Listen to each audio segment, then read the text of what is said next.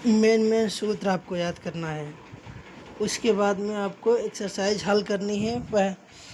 पहले आप इसका मतलब समझ लिए। समांतर श्रेणी, समांतर मतलब समान अंतर श्रेणियाँ, श्रेणियाँ मतलब का श्रृंखला, समान अंतर वाली श्रृंखला, यानी समान अंतर यानी अंतर मतलब घटाना, दोनों के बीच में घटाना जो मतलब अंतर जो है वो समान होना चाहिए, इसी के लिए समांतर कहते हैं।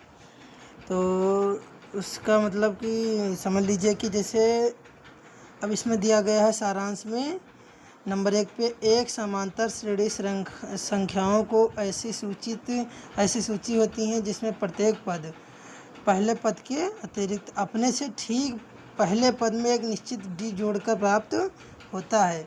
इसका मतलब वही है जो हमने समझाया है। यह निश्चित संख्या डी इस समांतर श्रेणी का सार अंतर कहलाती है।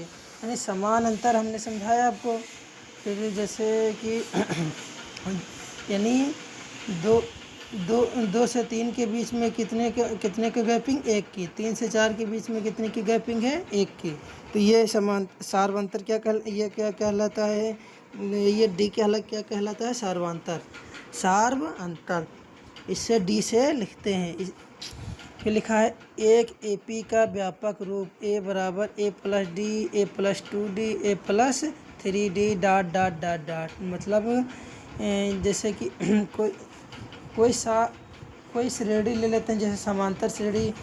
समांतर मतलब जैसे 2 है, 2, 4, 6, 8, ये किस में है, समांतर श्रेणी में है, क्योंकि इसके बीच में गैपिंग कितनी है, 2 है, समझे। तो अब क्या कहना चाहेंगे आपसे। अब फिर दूसरे नंबर पे दिया गया है संख्याओं की दी गई सूची एपी होती है। यदि अंतरों यानी A2 - A1, ये भी वही बात है कि जैसे कि 4 में से दो घटाने, जैसे तो ये हो जाएगा 2, मतलब ये दोनों इक्वल होना चाहिए सार्वंतर, तभी वो समांतर श्रेणी में आ जाएगा। फिर तीसरा आ जाएगा प्रथम पद ए और सार्वंतर डी, एपी का एनवा पद व्यापक रूप, ये है एपी का। अब ये आपका इम्पॉर्टेंट हो जाता है, एपी का एनवा पद कैसे ज्ञात करें। ए एन बराबर A plus N minus 1 into D से ए एन यानी एनवा पद ज्ञात करना है। ए बराबर पहला पद, एन बराबर जो जितने पद हैं उसकी संख्या को किससे प्रदर्शित करेंगे, एन से।